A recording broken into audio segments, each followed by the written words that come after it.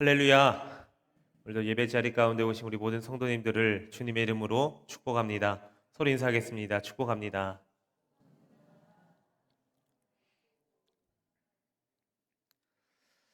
여러분들 혹시 드라마 좋아하십니까? 우리나라 사람들은 참으로 이 드라마를 좋아하는 것 같습니다. 그래서인지 아침에도 보고 오후에도 보고 또 밥 먹을 때도 보고 심지어는 이 잠을 자기 직전까지 이 드라마를 본다고 합니다. 특히나 최근 이 코로나19로 인해서 많은 사람들이 바깥으로 외출을 하지 못했던 적이 있어서 집에서 드라마를 종종 찾곤 했다고 합니다. 그래서 최근에도 밖을 나가서 활동하는 것보다 이 집에서 머물면서 드라마를 보는 것을 좋아하는 경우가 많이 있다고 합니다. 오늘 말씀을 전하는 저 또한 드라마를 굉장히 좋아합니다. 목회를 시작하기 전에 드라마를 곧잘 보곤 했는데 이제 목회를 시작하고 나서 보니까 제대로 이 드라마를 볼 수 있는 시간이 많지는 않았습니다.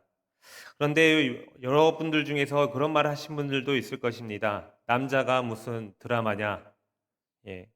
그런데 이 드라마라는 것이 한번 보면은 쉽게 빠져나오기 힘들 정도로 참 재미있는 것 같습니다. 제가 왜 말씀을 전하기 전에 왜 이 드라마 이야기를 하느냐? 저의 어렸을 때의 이야기를 잠시 하려고 합니다.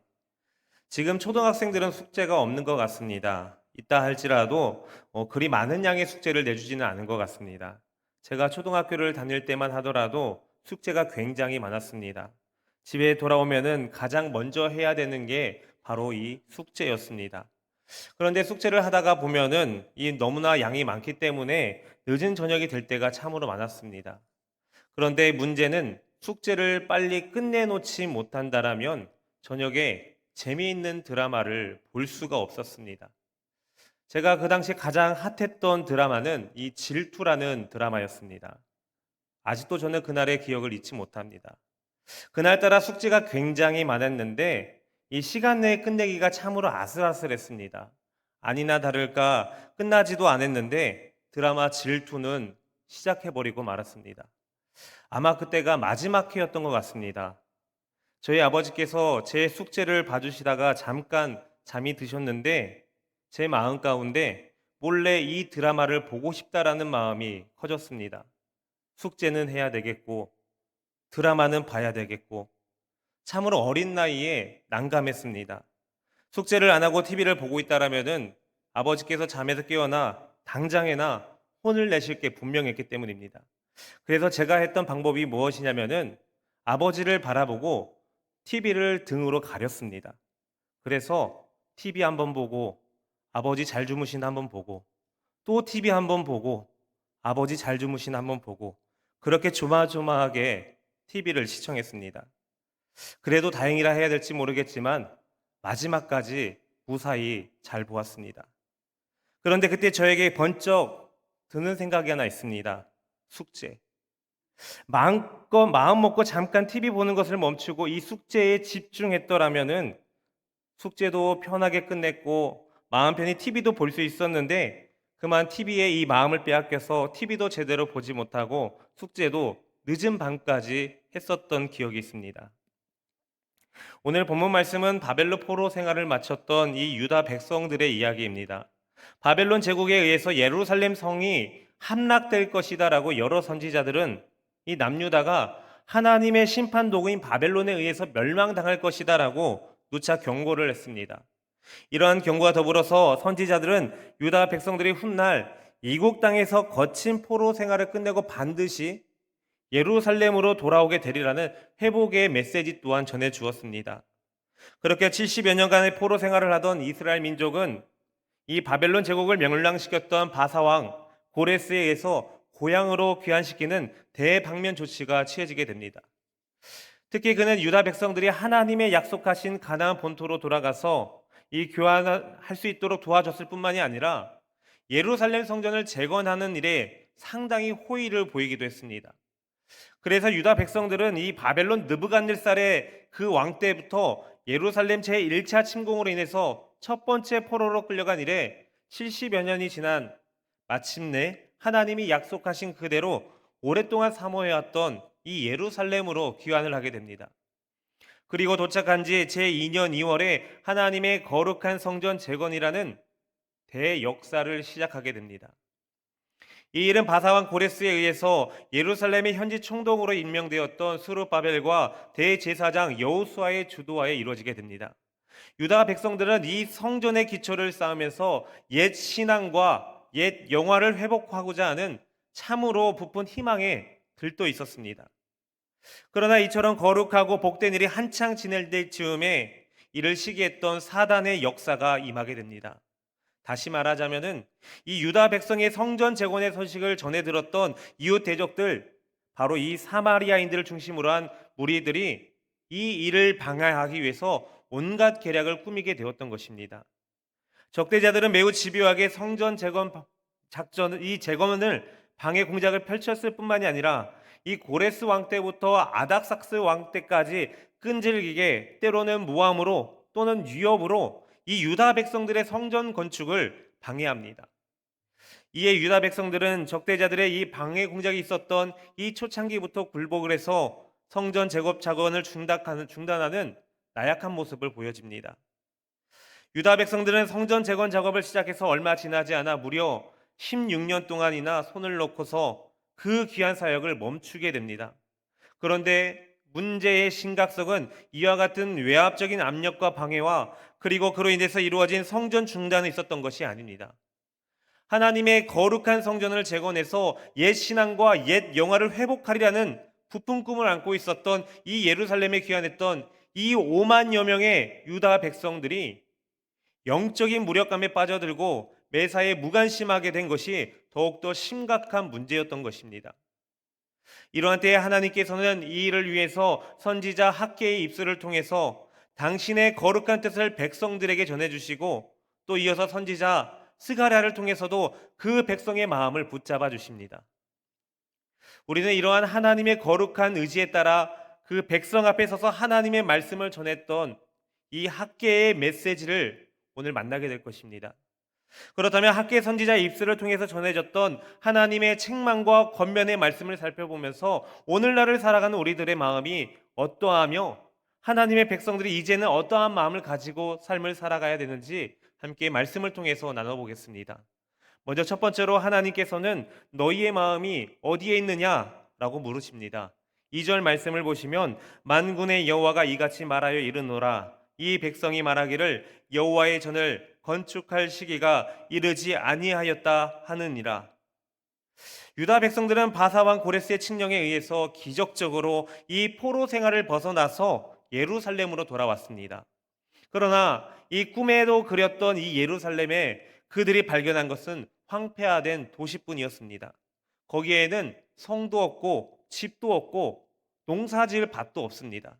그들은 아무것도 없는 이 폐허가 곳에서 새롭게 시작해야 했습니다. 처음 바벨론을 떠나올 때에는 옛 예루살렘의 그 화려한 영광을 재현해 보겠다라는 그러한 소망이 있었습니다. 그러나 이 막상 예루살렘에 도착해서 자신들의 눈앞에 보여진 이 현실은 너무나도 힘에 벅찬 일들 뿐이었던 것입니다. 그래서 이들이 생각한 것이 무엇인지 아십니까? 아직은 성전을 짓고 예루살렘 성을 재건할 때가 아닌 것 같으니 일단 우리부터 살고 보자 였습니다. 그래서 저마다 자기의 집을 짓고 자기의 농사를 짓고 자기의 자녀들을 키우는 일에 몰두하게 됩니다. 그러나 하나님께서는 이들의 이 상황이 아무리 힘들어도 성전 재건부터 하기를 바라고 계셨습니다. 아무리 황폐화되어 있는 곳이라 할지라도 하나님께서는 성전부터 짓기를 기대하고 계셨습니다. 그런데 이들은 무려 15년 동안이나 그렇게 성전을 방치해두고 있었습니다. 이렇게 오랫동안 성전을 방치해둔 이유가 과연 무엇입니까? 표면적인 이유로는 사마리아인들의 방해 공작이 있었습니다. 사마리아인들은 이 북쪽에 남아있던 이스라엘 자손들과 이방인들의 섞인 혼혈 민족으로서 자신들도 이 성전 재건에 동참하겠다라고 나섰던 것입니다. 그런데 유다 백성들은 그들의 잘못된 사상이 유입될 것을 염려해서 그 제안을 거절합니다. 그러자 페르시아 왕에게 유다 백성들을 모함하는 글까지 올리게 됩니다. 고레스 이후에 왕이 올랐던 아닥삭스다는 결국 그들의 모함을 받아들여서 성전 건축을 금지하는 조서를 내리게 됩니다. 성전 건축은 다리오 왕 2년까지 그렇게 중단되었습니다. 이처럼 유다 백성들이 성전을 짓지 못한 것은 자의적인 선택이 아니라 불가피한 외부 사정 때문이었던 것입니다. 그런데도 하나님께서는 이들을 강하게 책망하시는 이유가 과연 무엇입니까? 하나님께서는 그들의 마음 가운데 중심을 보셨기 때문입니다. 그들은 그렇지 않아도 이 성전을 짓기 싫었던 터에 그 왕의 조서가 내려오니까 차라리 잘 됐다라고 하면서 성전 건축을 내팽개치고 자기의 생활로 달려갔던 것입니다. 이러한 모습을 하나님께서는 4절 말씀을 통해서 이렇게 말씀하십니다. 이 성전이 황폐하였거늘 너희가 이때에 판벽한 집에 거주하는 것이 옳으냐? 여기서 판벽한 집이라 함은 화려한 집 또는 완성된 집을 뜻하고 있습니다. 그러니 이 말씀을 다시 한 번 더 해석해 보자면 이렇습니다. 하나님의 성전이 이렇게 버려졌는데 어떻게 너희의 집부터 이렇게 완성시켜 놓고 살 수 있는 것이냐? 가장 중요한 성전이 미완성 상태로 되어 있다면 너희 집들도 당연히 가건물 상태로 두고 어떻게 해서든 성전부터 완성하려는 의지를 보여야 하는 것이 아니겠느냐? 어떻게 왕의 조서가 내려오기 무섭게 성전을 내팽개치고 너희 집들만 완성해서 편하게 살려고 하느냐? 하나님께서 유다 백성들에게 원하고 있는 것이 과연 무엇입니까? 성전을 삶의 가장 우선순위에 두라는 것입니다. 성전이 제대로 세워져 있지 않는다라면 다른 일들이 제대로 할 수 없다라는 것입니다.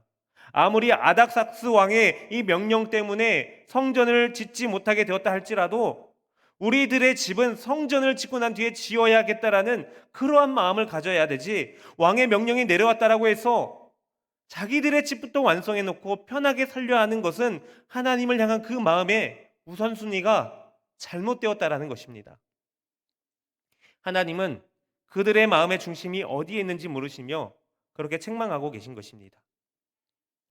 하나님은 3등이라는 제목의 좋은 글이 있어 하나 소개하고자 합니다. 1등은 하고 싶은 일, 2등은 해야 하는 일, 3등은 하나님을 만나는 일. 하는 일 다 하고 해야 하는 일 다 마치고 그 후에 여유가 있으면 하나님을 만나줍니다. 어려운 일이 생길 때도 하나님은 3등입니다. 내 힘으로 한번 해보고 그래도 안 되면 가까이 있는 사람에게 도와달라고 하고 그나마도 안 될 때에 하나님을 부릅니다. 하나님은 거리에서도 3등입니다. 내게 가장 가까이 있는 것은 내 자신, 그 다음은 내 마음을 알아주는 사람, 그 다음에서야 저 멀리 하늘에 계신 하나님이십니다. 그런데 하나님께 나는 1등입니다. 무슨 일이 있어도 내가 부르기만 하면 도와주십니다. 내가 괴로워할 때는 만사를 제쳐놓고 달려오십니다. 아무도 내 곁에 없다 생각이 들 때는 홀로 내 곁에 오셔서 나를 위로해 주십니다. 나는 하나님께 언제나 1등입니다. 나도 하나님을 1등으로 생각했으면 좋겠습니다. 만사를 제쳐놓고 만나고 작은 고비 때마다 손을 내미는 나도 하나님을 1등으로 모셨으면 좋겠습니다.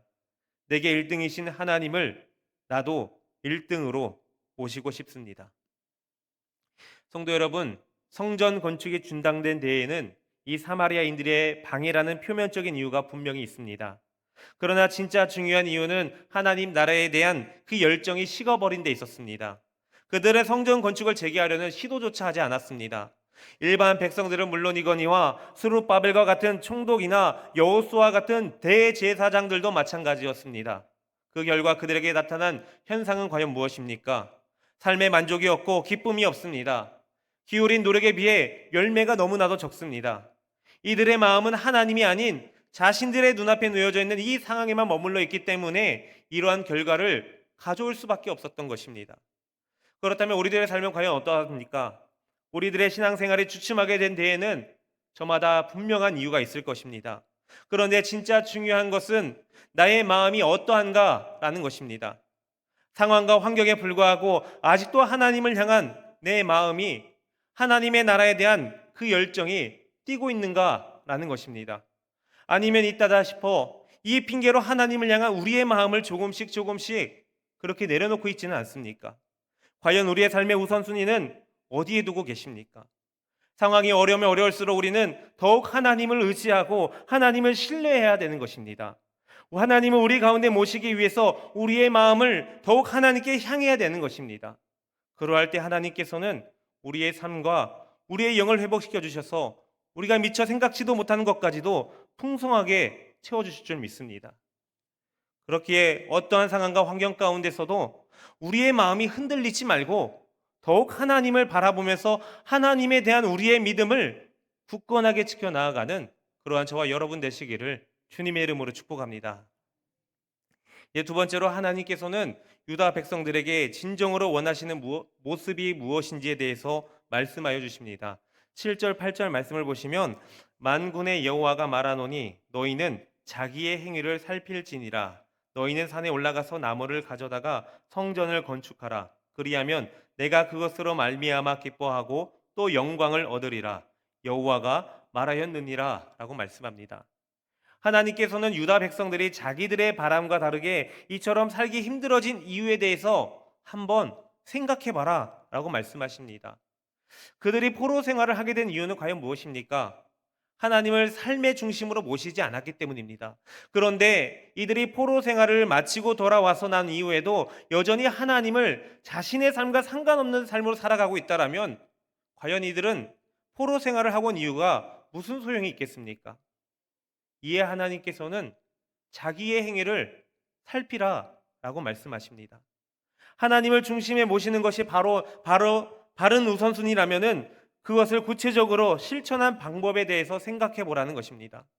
성전을 건축하는 것이 우선이라면은 어떻게 건축할 것인지에 대해서 그 방법에 대해서 생각해 보라는 것입니다. 지금 유다 백성들의 그 머릿속에는 그리고 있는 것은 이 백향목과 대리석으로 지었던 솔로몬의 화려한 성전입니다.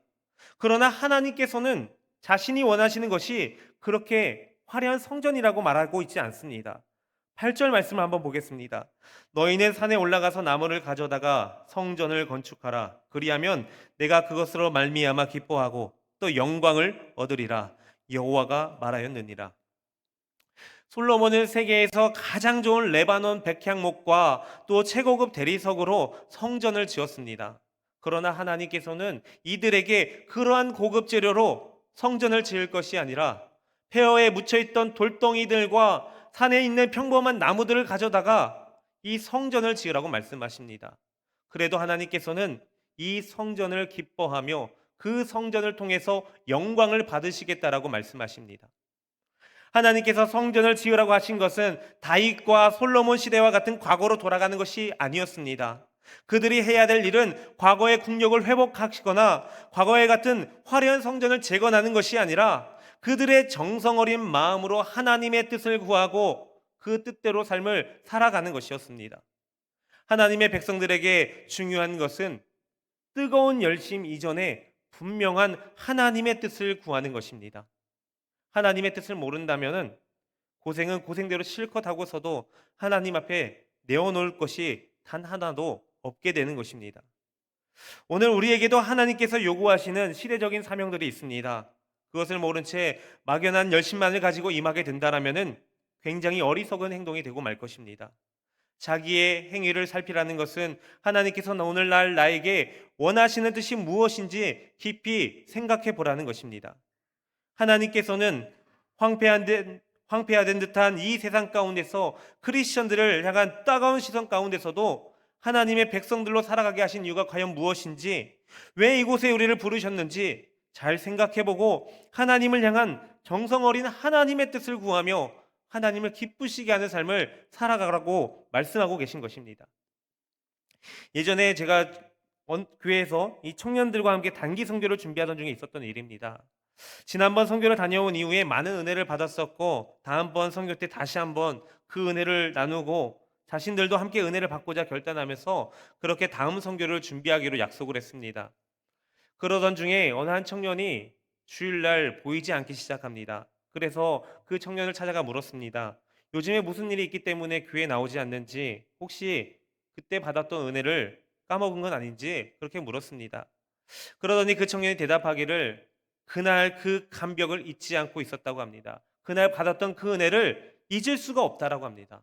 그래서 다시 그 은혜를 경험하고자 이 선교를 가기 위해서 아르바이트를 시작했다라고 합니다. 그런데 이 아르바이트를 하려다 보니까 주일날 일을 할 수밖에 없는 그런 상황이 이뤄져서 교회를 나올 수 없는 그런 상황에 이르렀다 합니다.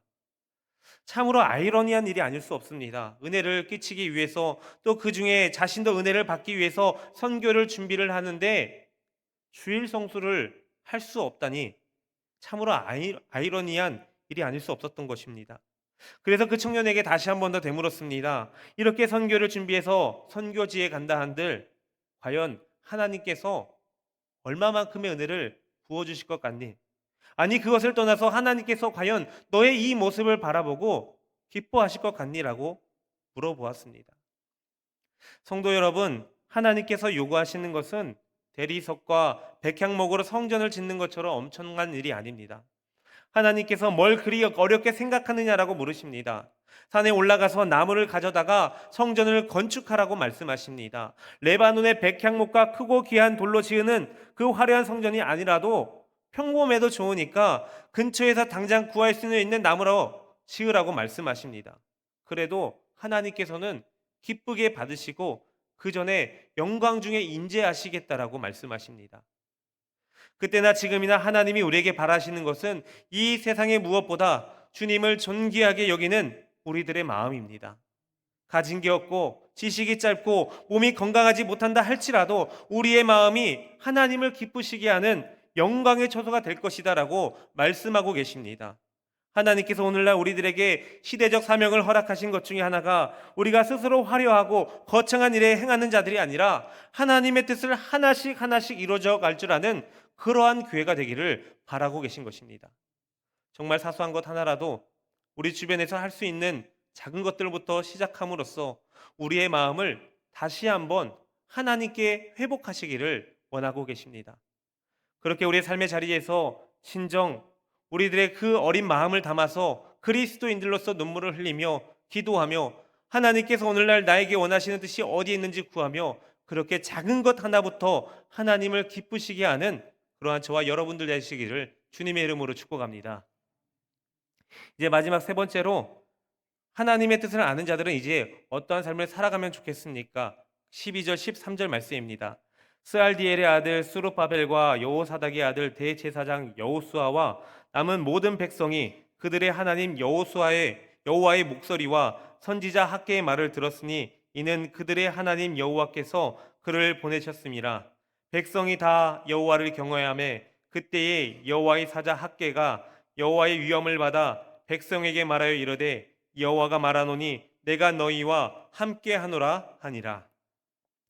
유다 백성들이 바벨론에서 70년 동안 포로 생활을 하고 나서 달라진 것이 무엇인지 아십니까?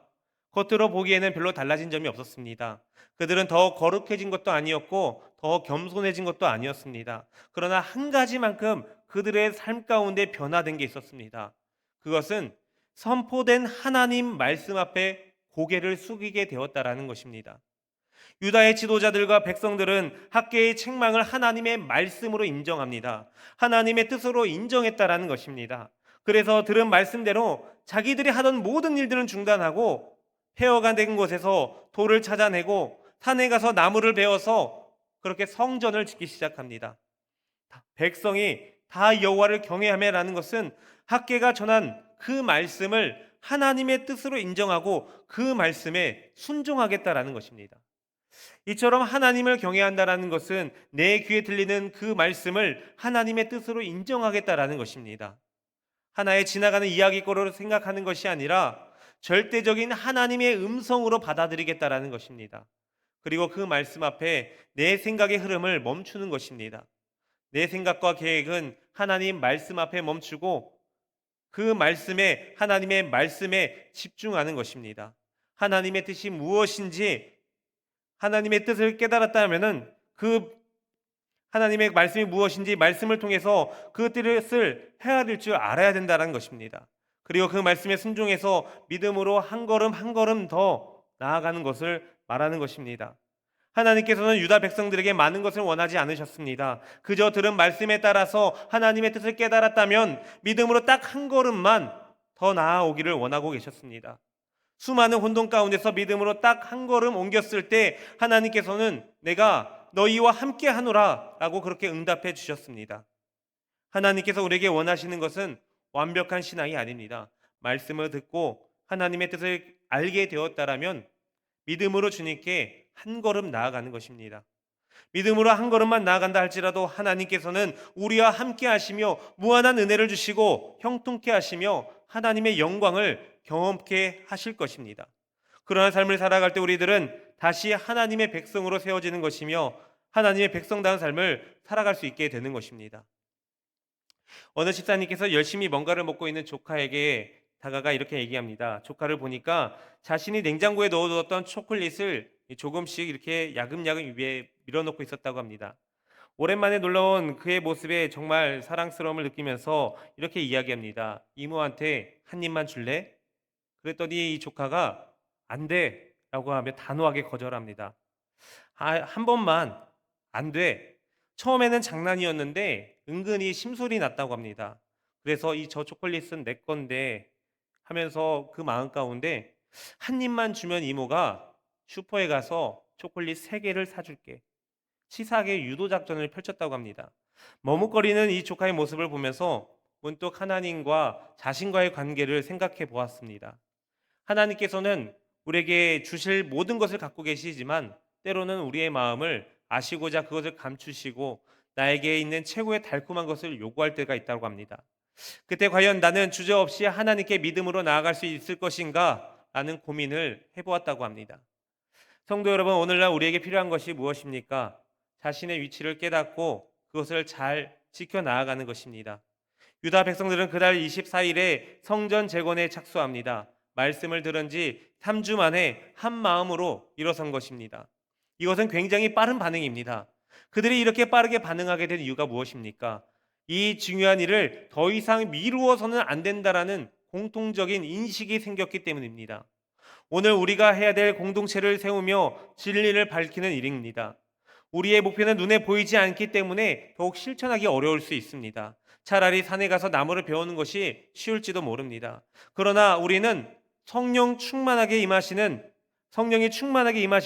그러한 공동체를 세우고 밝은 진리를 밝히기 위해서 하나님의 뜻을 쫓아 믿음으로 주님 앞에 그렇게 한 걸음 한 걸음 더 나아가야 될 것입니다. 우리가 그러한 삶을 살 때 주님께서는 우리와 함께 하여 주시고 우리에게 능력에 능력을 더하여 주셔서 하나님의 크신 역사 가운데 쓰임받는 일꾼들로 사용하여 주실 것입니다. 믿음을 통해서 넉넉히 이기는 하나님의 은혜를 간절히 사모하십니까? 그 승리를 얻기 위해서 주님이 주시는 그 은혜를 공급받기를 원하고 계십니까? 하나님의 말씀을 듣고 하나님의 뜻을 알게 되었다면 이제는 믿음으로 주님께 한 걸음 더 나아가는 하나님의 뜻을 이루어가는 그러한 저와 여러분들 되시기를 주님의 이름으로 축복합니다. 사랑하는 성도 여러분, 오늘 말씀이 우리에게 말씀하는 것이 과연 무엇입니까?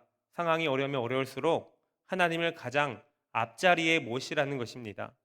어떠한 처지에 있든지 하나님을 나의 삶의 가장 우선순위로 삼으라는 것입니다.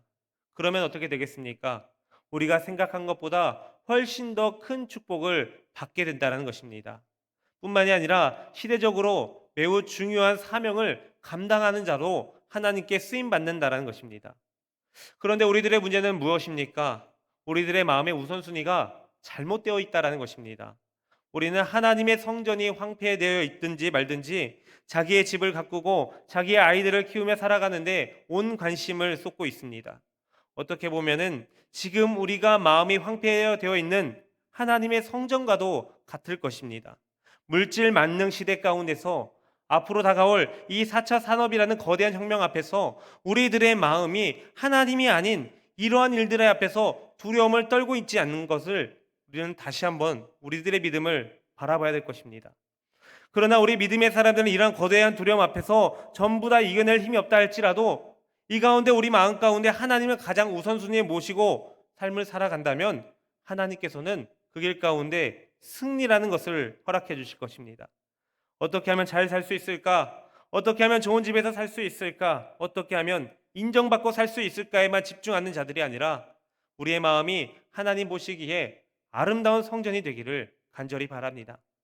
화려하고 거창한 성전이 아니라 할지라도 주님을 의지하며 주님의 뜻을 구하면서 주님께서 원하시는 일들을 하나씩 하나씩 실천해 나가며 우리의 마음이 주님이 거하시는 기뻐하는, 그리고 그로 인해서 하나님이 영광 받으시는 그러한 성전이 되시기를 주님의 이름으로 축복합니다. 기도하겠습니다. 거룩하신 하나님, 감사합니다. 부족하고 연약한 저희들을 하나님의 자녀 삼아 주시고 또 하나님의 백성으로 살아가게 하여 주시니 감사합니다. 그러나 주님의 은혜로 하나님의 백성이 되었건만은 세상의 권세에 눌려 주님을 바라보지 못하고 세상을 바라보며 살아왔던 저희들의 몽습을 용서하여 주옵소서. 코로나19로 인해서 무너졌던 우리들의 마음이, 성공주의로 무너졌던 우리들의 마음이 이제는 하나님을 예배드림으로써 다시 한번 회복되어 주님이 거하시는데 기쁨이 되는 성전이 되기를 간절히 바랍니다. 거창하고 화려한 성전을 바라는 것이 아니라 나의 삶의 가장 우선순위를 하나님께 둠으로 인해서 하나님의 뜻을 구하고 하나님이 우리에게 원하시는 삶을 살아가는 그러한 저희들이 되게 하여 주옵소서. 그리하여 우리 애들의 마음이 다른 곳에 빼앗기지 않고 오직 하나님만 거하실 수 있는 거룩하고 정결한 성전이 되게 하여 주옵소서.